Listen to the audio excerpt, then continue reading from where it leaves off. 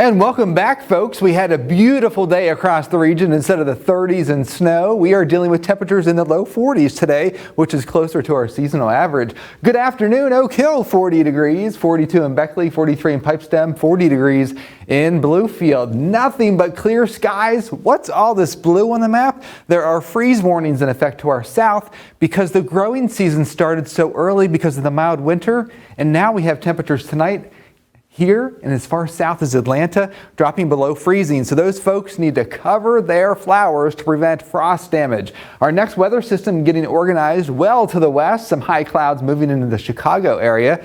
But remember the steady stream of moisture that was moving into California? That storm system now into the Great Basin and the Rockies. That's going to be our wet weather maker once we get into Friday. So we have a beautiful day on Thursday, and then here comes this storm system crossing the country. It's going to be a fast mover, so it's not going to ruin our weekend plans. That's good news. Beautiful tomorrow. High pressures off the coast, a southerly wind. Instead of 40s, guess what? We'll be in the 60s. And then Friday, this front comes through.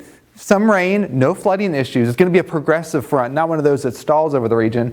And then behind it, we do have some colder air that's going to make its way through. Snow across the Great Lakes, but we are not going to benefit from the upslope mountain snow. That'll be well to our north. Instead, we'll have high pressure, a beautiful Saturday, a beautiful Sunday, and early next week. And remember that storm system I was telling you about that potentially could bring us snow next week?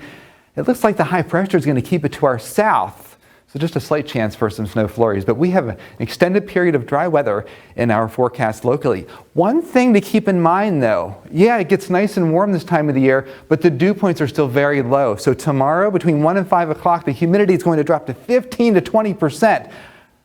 What does this mean? That means that your lips are going to be dry and you need to put chapstick on and also extra hand lotion. I've actually had to do that today, and tomorrow is going to be kind of a duplicate copy of that. How much rain are we going to see once that front comes through on Friday? Well, about a quarter to a half an inch of rain across the region. We can handle that. That won't impact the streams, but we do need any moisture we can get, and it's nice that it comes in small increments on Friday.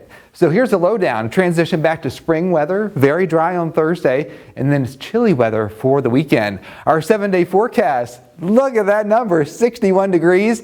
Friday, St. Patrick's Day, good luck, 55 degrees. Yeah, some drips and drabs, but not a complete washout.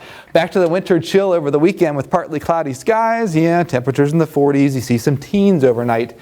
And then once we get into early next week, bright sunshine, temperatures back in the 40s, just a 30% chance of a few snow flurries on Wednesday.